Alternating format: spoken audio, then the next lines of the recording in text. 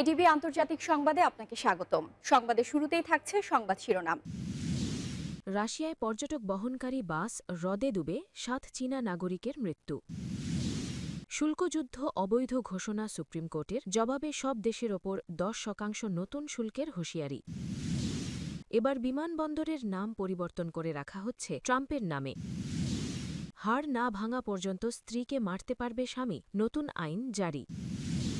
শক্তিশালী ভূমিকম্পে কেঁপে উঠল পাকিস্তান। অবৈধ অভিবাসীদের আফ্রিকায় স্থানান্তরের পরিকল্পনা গ্রিসের। এতক্ষণ শুনছিলেন সংবাদ শিরোনাম, এখন জানাবো বিস্তারিত।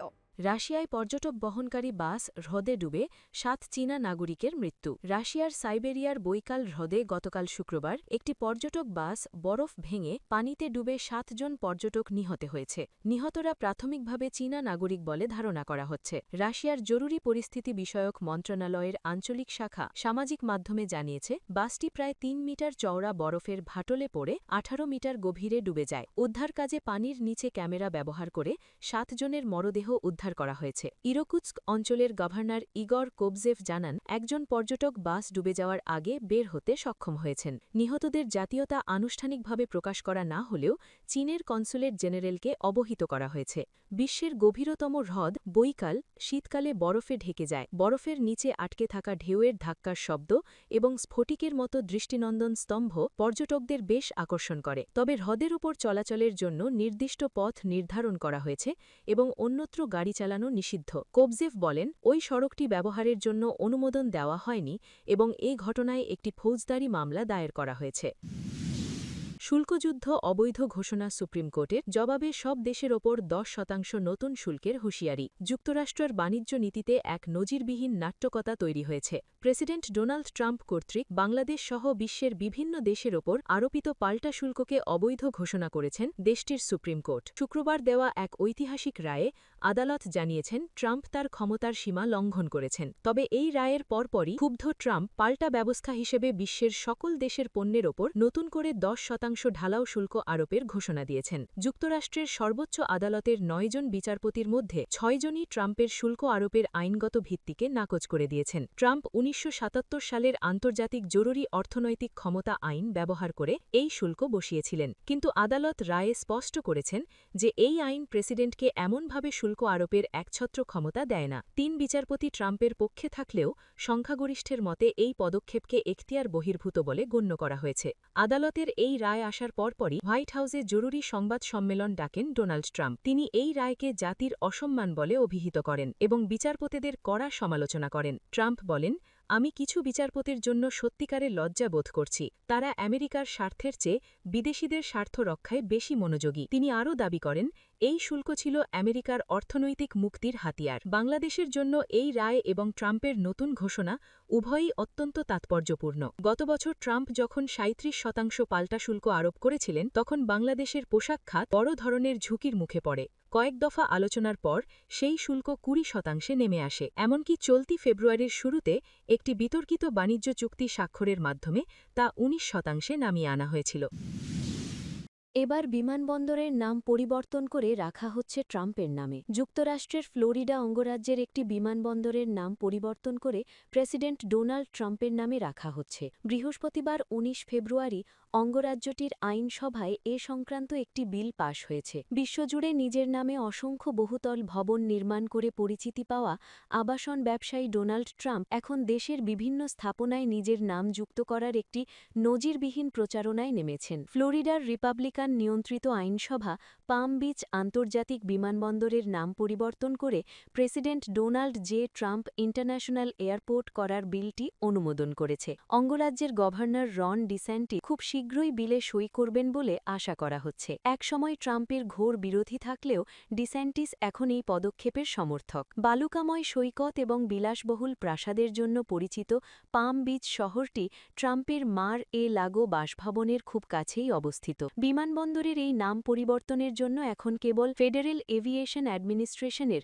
চূড়ান্ত অনুমোদনের প্রয়োজন হবে। অনুমোদন পেলে এটি হবে ট্রাম্পের নামে নামকরণ করা সর্বশেষ কোনো প্রতিষ্ঠান। এর আগে গত ডিসেম্বরে ওয়াশিংটনের বিখ্যাত শিল্পকলা কেন্দ্র কেনেডি সেন্টারের পরিচালনা পর্ষদ এর নাম বদলে ট্রাম্প কেনেডি সেন্টার করার পক্ষে ভোট দেয়। উল্লেখ্য, এই পর্ষদটি ট্রাম্প নিজেই গঠন করেছিলেন। মার্কিন সংবাদ মাধ্যমের প্রতিবেদন অনুযায়ী ট্রাম্প নিউ ইয়র্কের পেন স্টেশন এবং ওয়াশিংটনের ডালস আন্তর্জাতিক বিমানবন্দরের নামও নিজের নামে করতে চেয়েছিলেন, তবে সেই প্রচেষ্টাগুলো তখন সফল হয়নি। এদিকে যুক্তরাষ্ট্রের ট্রেজারি ডিপার্টমেন্ট নিশ্চিত করেছে যে ট্রাম্পের ছবি সংবলিত $1 একটি স্মারক মুদ্রার খসড়া তৈরি করা হয়েছে। যদিও দেশটির প্রচলিত আইন অনুযায়ী ক্ষমতায় থাকা কোনো ব্যক্তি বা জীবিত কোনো প্রেসিডেন্টের ছবি মুদ্রায় প্রদর্শনের ওপর নিষেধাজ্ঞা রয়েছে।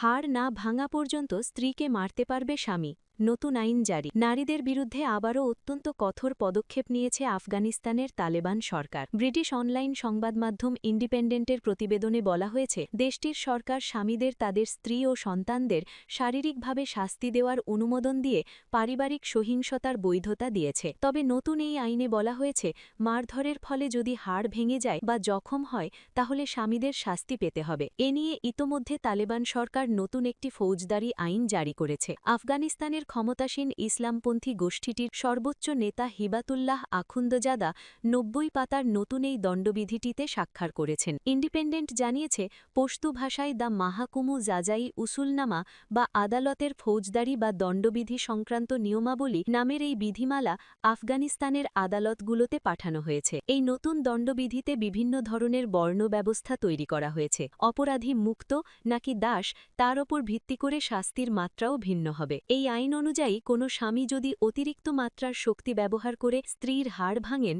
বা দৃশ্যমান জখম করেন তাহলে তার ১৫ দিনের কারাদণ্ড হতে পারে। তবে স্বামী তখনই দোষী সাব্যস্ত হবেন যখন স্ত্রী তার ওপর হওয়া নির্যাতন আদালতে সফলভাবে প্রমাণ করতে পারবেন। এছাড়া নতুন আইনে বলা হয়েছে, নির্যাতিত নারী পুরোপুরি হিজাব পরা অবস্থায় তার জখম বিচারককে দেখাতে পারবেন। তবে এমন পরিস্থিতিতে তার স্বামী অথবা প্রাপ্তবয়স্ক কোনো পুরুষকে অবশ্যই সঙ্গে থাকতে হবে। অন্যদিকে বিবাহিত কোনো নারী তার স্বামীর অনুমতি ছাড়া আত্মীয়ের বাড়িতে বেড়াতে গেলে তার শাস্তির বিধান রাখা হয়েছে। বলা হয়েছে, এমন কার্যকলাপের জন্য স্ত্রীর সর্বোচ্চ ৩ মাস কারাদণ্ড হতে পারে। শক্তিশালী ভূমিকম্পে কেঁপে উঠল পাকিস্তান। পাকিস্তানের খাইবার পাখতুনখোয়া ও পাঞ্জাবের বিভিন্ন এলাকায় ভূমিকম্প অনুভূত হয়েছে। রিক্টার স্কেলে এর মাত্রা ৫.৯ ছিল বলে জানিয়েছে দেশটির আবহাওয়া অধিদপ্তর। পাকিস্তান আবহাওয়া অধিদপ্তর পিএমডি জানায়, ভূমিকম্পটি সন্ধে ৬:০৯ আঘাত হানে। এর গভীরতা ছিল ১০১ কিলোমিটার এবং কেন্দ্রস্থল ছিল আফগানিস্তানের হিন্দুকুশ অঞ্চল। পাকিস্তানি সংবাদ মাধ্যম ডন নিউজ টিভির প্রতিবেদনে বলা হয়, সাংলা, সোয়াত, মারদান, সোয়াবি ও নওশেরা জেলায় কম্পন অনুভূত হয়। সাংলায় ইফতারের সময় ভূমিকম্পের কম্পন টের পেয়ে আতঙ্কিত মানুষজন ঘরবাড়ি থেকে দ্রুত বাইরে বেরিয়ে আসেন। তবে এখনও পর্যন্ত কোনো হতাহত বা ক্ষয়ক্ষতির খবর পাওয়া যায়নি। ভৌগোলিক অবস্থানের কারণে পাকিস্তান ভূমিকম্প প্রবণ অঞ্চল হিসেবে পরিচিত। এই এলাকাতেই ইউরেশীয় ও ভারতীয় টেকটনিক প্লেটের মিলনস্থল হওয়ায় ভূকম্পন বেশি অনুভূত হয়। অবৈধ অভিবাসীদের আফ্রিকায় স্থানান্তরের পরিকল্পনা গ্রিসের। প্রধানত পাকিস্তান, বাংলাদেশ, সিরিয়া, ইরাক ও মিশর থেকে আগত এবং আগে আশ্রয় পাওয়া হাজার হাজার অভিবাসীর মামলা পুনর্বিবেচনা করা হবে। মূল লক্ষ্য হবে তাদের নিজ নিজ দেশে ফেরত পাঠানো। আর যেসব অভিবাসীকে তাদের উৎসদেশ গ্রহণ করবে না তাদের আফ্রিকার ওই রিটার্ন হাবে স্থানান্তর করা হবে। গতকাল দেশটির গণমাধ্যমে এ খবর প্রকাশ হয়েছে। খবর আনাদোলু। যেসব অভিবাসীর আশ্রয়ে আবেদন প্রত্যাখ্যাত হয়েছে এবং যাদের তাৎক্ষণিকভাবে নিজ নিজ দেশে ফেরত পাঠানো যাচ্ছে না তাদের নিয়েই মূলত গ্রিসের এ উদ্যোগ। প্রতিবেদনে বলা হয়েছে, অস্ট্রিয়া, ডেনমার্ক, জার্মানি ও নেদারল্যান্ডসের সঙ্গে সমন্বয় করে এই পরিকল্পনা এগিয়ে নেওয়া হচ্ছে। এই প্রেক্ষাপটে কেনিয়ার সঙ্গে রিটার্ন হাব স্থাপনের বিষয়ে প্রাথমিক যোগাযোগ করা হয়েছে বলে প্রতিবেদনে উল্লেখ করা হয়েছে। পাশাপাশি উগান্ডা ও রুয়ান্ডার সঙ্গে যোগাযোগের উদ্যোগ নেওয়া হতে পারে। তথ্য অনুযায়ী আগামী সোমবার ৫টি দেশের মধ্যে এই পরিকল্পনা নিয়ে আলোচনা হবে। এরপর ৫ মার্চ ব্রাসেলসে অনুষ্ঠিত ইউরোপীয় ইউনিয়নের অভিবাসন মন্ত্রীদের বৈঠকে বিষয়টি উপস্থাপন করা হবে। পরিকল্পনা অনুযায়ী প্রধানত পাকিস্তান, বাংলাদেশ, সিরিয়া, ইরাক ও মিশর থেকে আগত এবং আগে আশ্রয় পাওয়া হাজার হাজার অভিবাসীর মামলা পুনর্বিবেচনা করা হবে। মূল লক্ষ্য হবে তাদের নিজ নিজ দেশে ফেরত পাঠানো। আর যেসব অভিবাসীকে তাদের উৎসদেশ গ্রহণ করবে না তাদের আফ্রিকার ওই রিটার্ন হাবে স্থানান্তর করা হবে।